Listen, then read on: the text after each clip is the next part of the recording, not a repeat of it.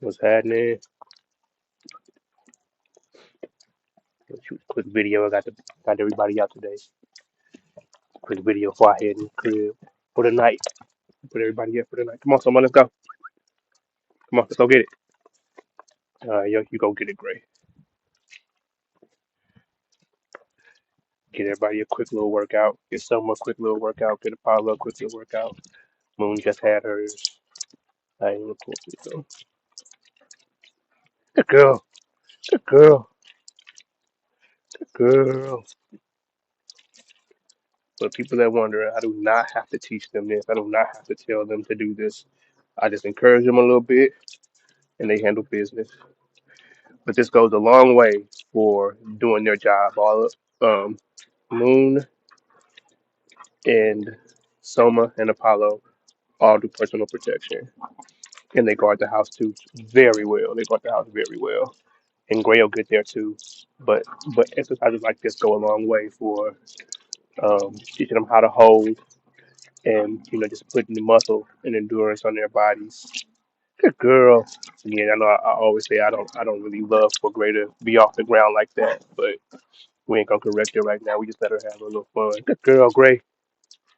Good girl. My goal is to have 100 dogs like Gray. Not 100 really, to produce 100 dogs like Gray. Produce 100 dogs like Soma. 100 dogs like Moon. Just a little bit bigger than Moon. That's the goal. That's the plan.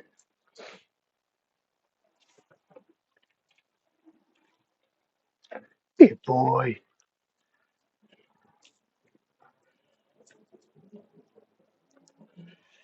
And Apollo does have a role in all that too. I ain't gonna leave Apollo out. She got a role in all that. But everything about Soma, I was meticulous in putting together. That's none of my dogs are accidents. None of them just are just some regular mixes. This is a vision coming together. To be honest, as far as temperament and all that stuff, Soma is, he's right there as far as what I want. But I do also understand that in creating a breed, they have to be recognizable. So that's what I'm working on. I'm gonna work on that as I go. I'll work on that while I keep Moon. What's that? What you got? Okay. I'll work on that while I keep the uh, the other traits that I like. The They're defenses. They're defensive. They're civil. They're high prey drive, high energy dogs. Great nerve. Want them a little bit bigger than this amazing dog right here. What's up, Moon? What's up, Moon? When I made Moon, I just wanted what I wanted really. Um, there wasn't. I mean, I probably could have got a super smart pit bull or a super high prey drive Malinois, but the dogs that were in front of me were so fire that I wanted to just improve on those dogs. You know what I mean? And then it's like, well, I'm here. You know what I mean? Why not just do what I want to do? Do my own shit. Do what I want to do. Um, and maybe for the next 100 years, people related to me or people close to me or my people that are my family will only have rogue wolves. How dope would that be? People who know me are crazy to get a dog from somebody else. I know I don't post a lot of training videos, and the reason I don't post a lot of training videos is because um, I one thing I learned from traveling so much. I've been all over the world, and I've met dog people all over the world, and who have training techniques that you would say to yourself, "There's no way that's going to work." And then they do it, and it works consistently, and it works throughout generations of dogs. And you know what I mean? I'm just like, there ain't there there is a wrong way to train a dog, but there's a trillion ways to do it, and the way that you are doing it might be just fine. So I don't post a lot of training videos on here because um, do you? You know what I mean? Love your dogs, take good care of your dogs, and do you? Don't be fooled by extreme healing. Um, if you get a Malinois, you take that Malinois to heal an extreme heal where its nose is in the air following you and all that stuff. The second you out of that Malinois, guess what? Still a Malinois. Still gonna do Malinois shit. Still gonna tear your living room up. Still gonna tear your backyard up. You still gotta exercise it. You still gotta bond with it to if you want to get some of the other cool stuff out of it that you can get out of a Malinois. So I like to, I just like to show that side of me and these dogs, the bonding, you know. Also, what you see here is the after of training. These dogs are killers. They will kill other dogs. They will kill people. They are no joke. But what you see here is post training, that the control they have, the how they get along.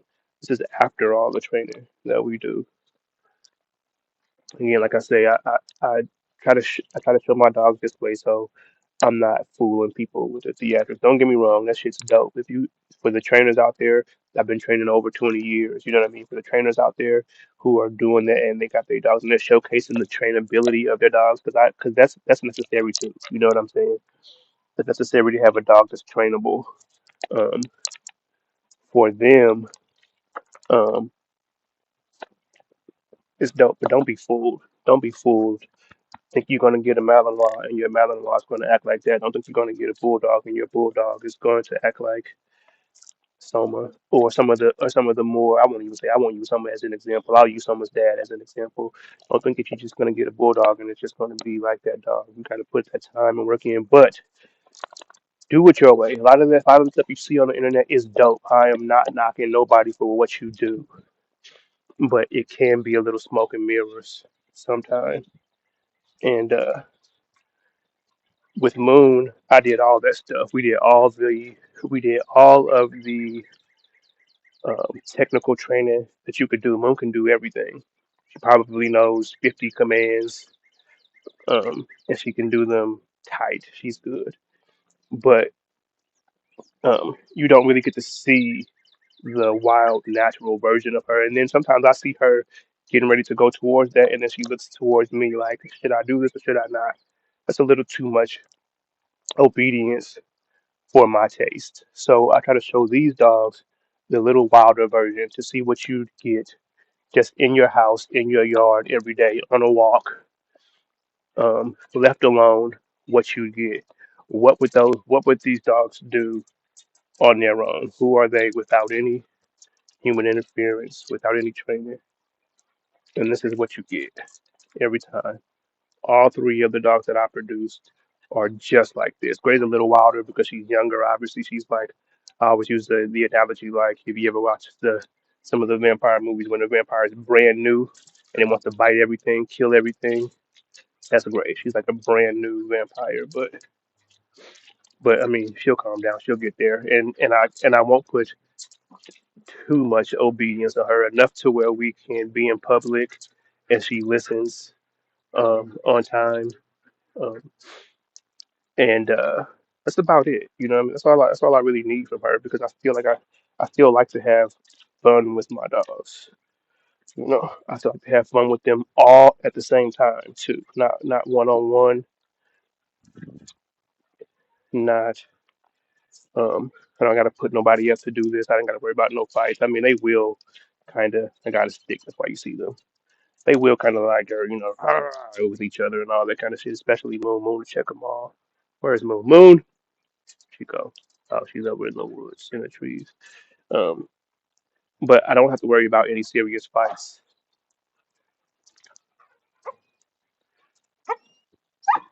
We ain't doing none of that barking shit, right? Chill up. Chill up. Chill up. So right here, this is a good example of when I talk about playing this. No, right now it's a good example of when I talk about Gray. Chill out. What I just did was I just vibrated her. I didn't even shock her. I just vibrated her. But I want her to understand that to stop doing that. Kill some of that driviness. Um, chill it out for a second. I had to teach Apollo the same thing. You see Apollo now. You see someone now. They were the exact same way. And we'll see. I'll throw it one time, and we'll see if she does it again on the next throw. It doesn't take a whole lot. You got a good bond with your dog. Come on, let's go. You got a good bond with your dog. Out. It don't take much. They kind of they understand what you want from them pretty good, pretty well. And my dogs are all super trainable.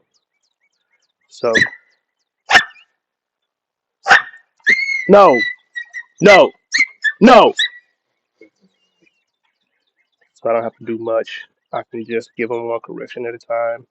Usually, a few times, usually two or three corrections, and they kind of understand it. They're not broken from it. Don't get me wrong. You got to do like I do this again tomorrow.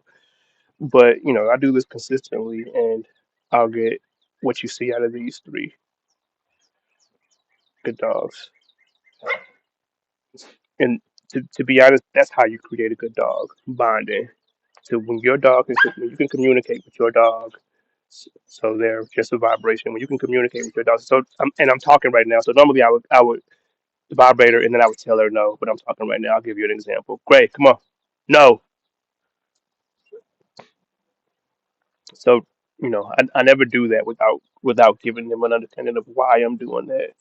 Um, but a good bond, your dog knows what to expect. It knows what you expect from it, and it doesn't take much else after that.